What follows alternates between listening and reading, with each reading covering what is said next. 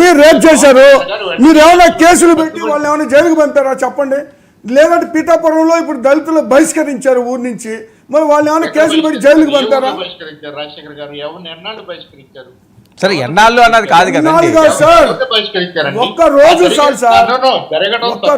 Sir with in hours అక్కడికి sir ఎవరు అధికారంలో ఉన్నారు అక్కడక్కడ అంటూ జరుగుతుంటే సార్ నేను దానికి కాదంటున్నా. మాణిక్యాలరావు గారు ఏంటి పిఠాపురం పంచాయతీ ఏంటి? మీ వర్మ గారు వదలనంటున్నారు, పవన్ గారు అది నాదే అంటున్నారు. వర్మ గారు ఒక 2-3 విషయాలు. ఇప్పుడు మేము కూటమిగా ఎన్నికల్లోకి వెళ్ళాము.